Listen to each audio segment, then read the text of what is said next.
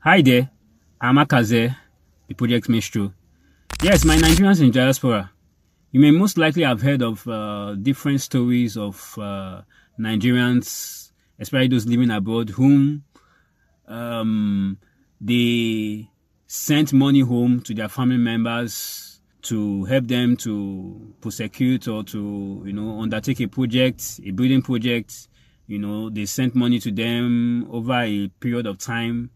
And then after some years, they came home to see the project that, in quote, has been completed.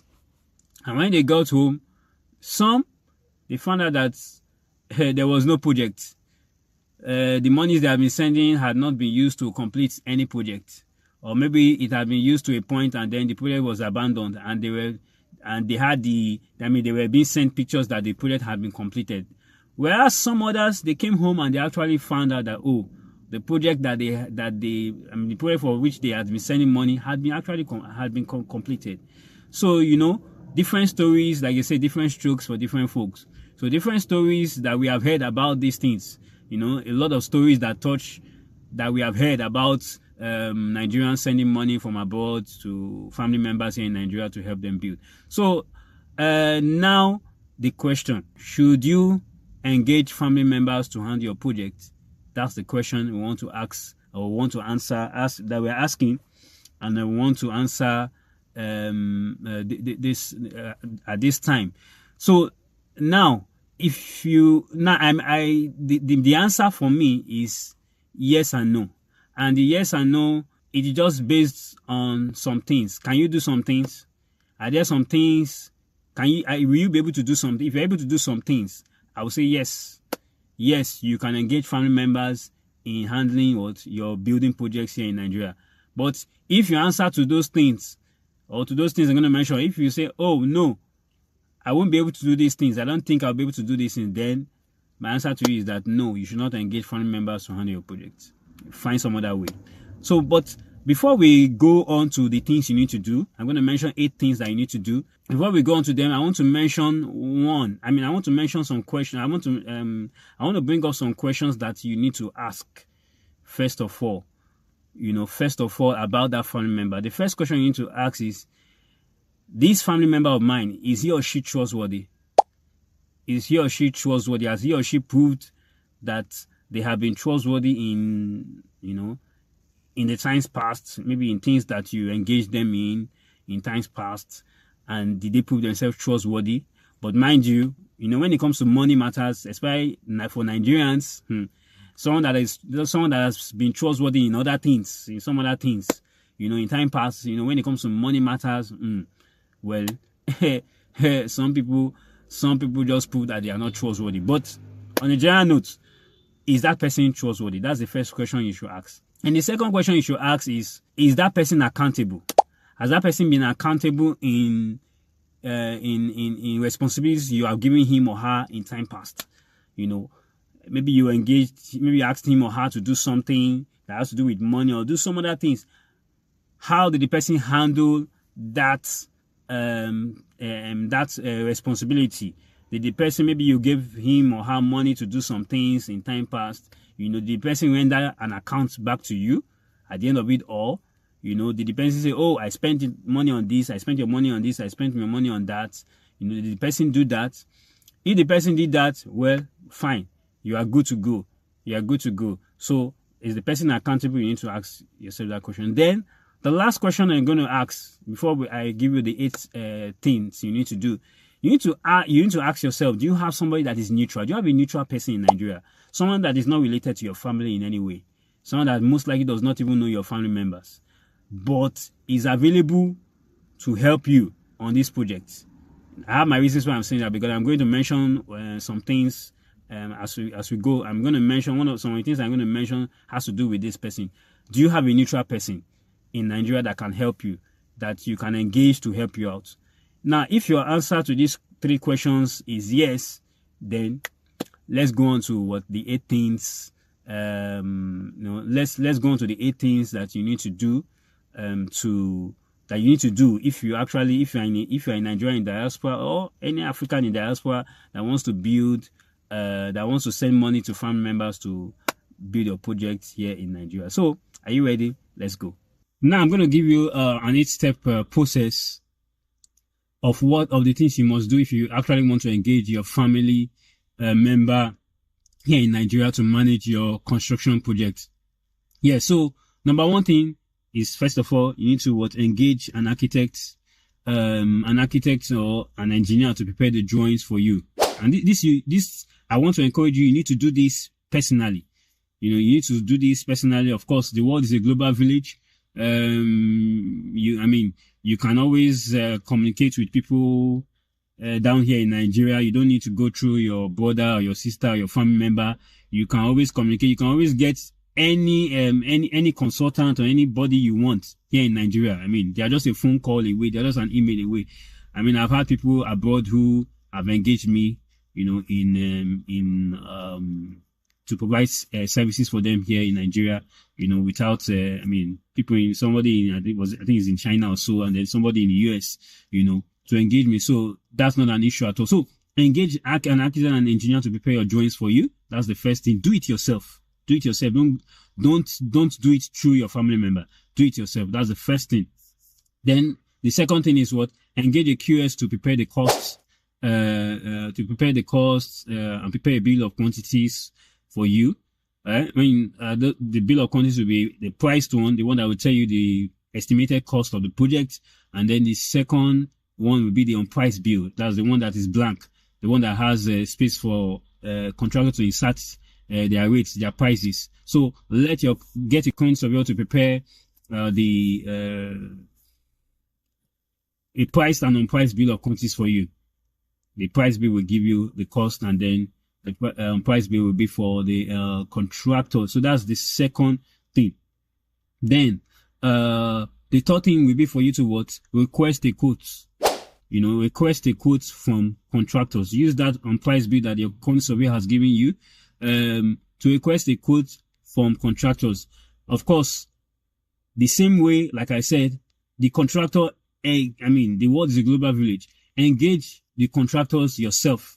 Engage the contractors yourself. Once you've gotten your bills of quantities from your consultant, get some contractors. You can ask some friends, people whom you know in Nigeria, or who are some good contractors that are around. They will tell you.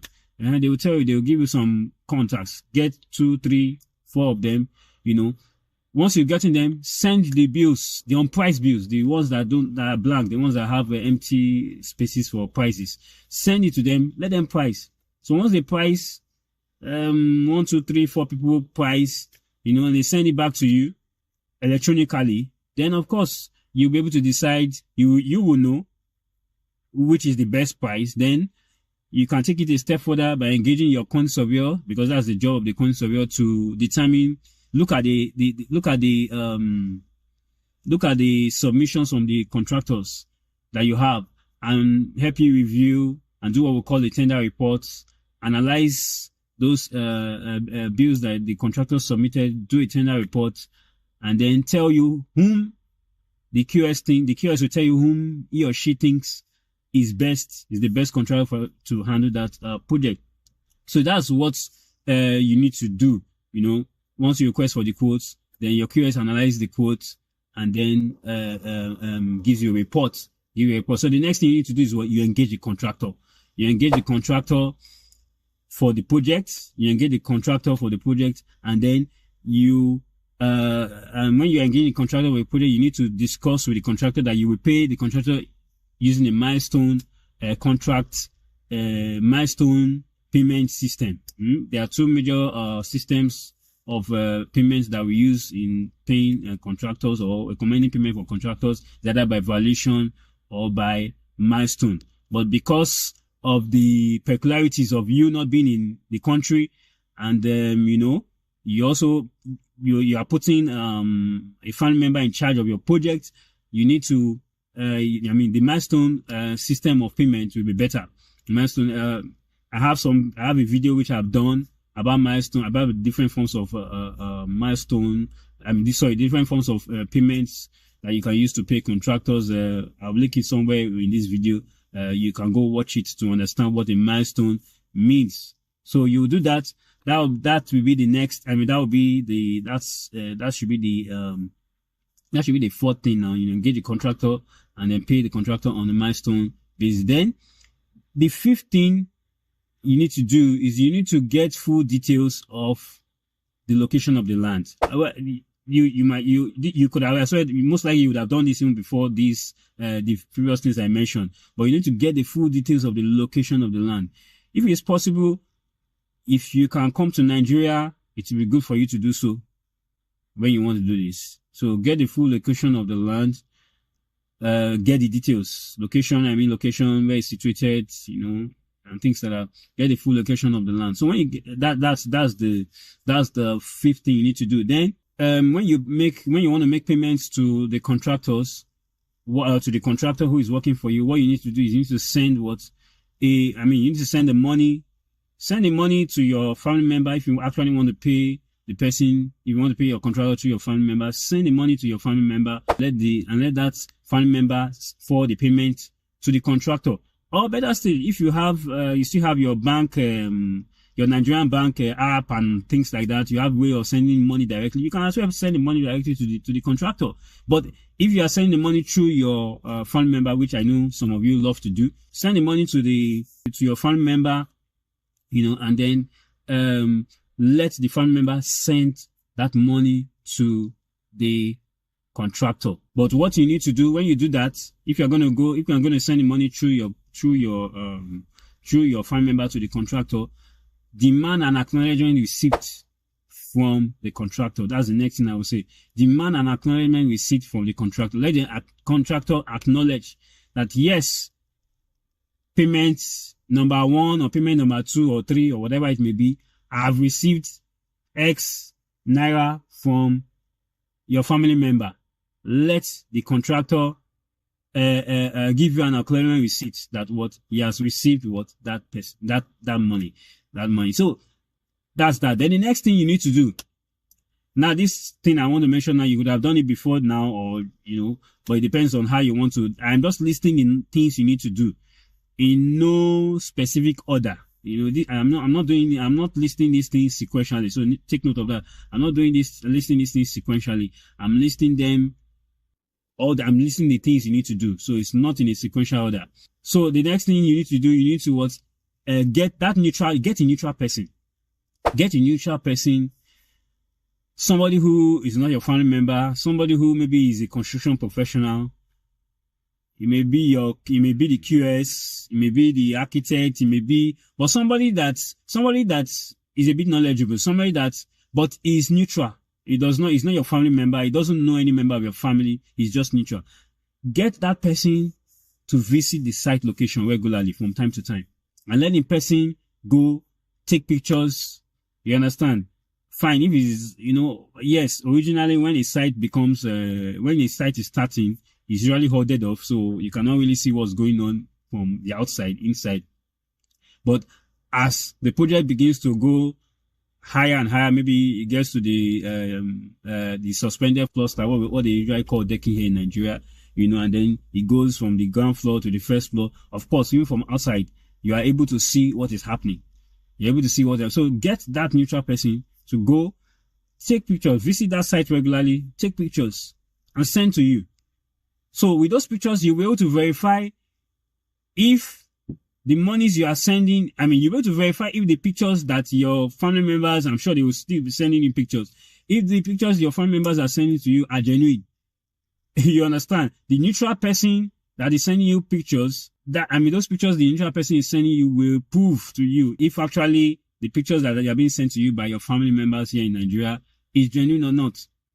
So that's the purpose of that neutral person, is to give you updates from time to time on a regular basis. Maybe do pictures, do videos, and as the case may be. I think that's the last thing I will mention. Those are the 8 things. There are like 8 things I've mentioned that you need to do. If you actually are abroad and you want to you want to ensure that you're not throwing your money down in pits. You want to ensure that you're actually using your money well. Your money is being used for your projects. So if you follow this template, if you use this template, like I said, it's not in a sequential order. If you use this template, I think you should be good to go. in managing your construction projects, even from the diaspora. So I believe that will help you in deciding whether you want to actually give your family members the responsibility to handle your projects or not. Okay, so till my next video, I wish you success in your projects. And if you are interested in if you're interested in starting a project here in Nigeria and you need a reliable consultant to help you manage the project, and give you good reporting and help you ensure that your project succeeds, from start to finish, feel free to book a full call with me and let's talk about your project. So till my next video, stay blessed and I wish you success in your projects. Bye.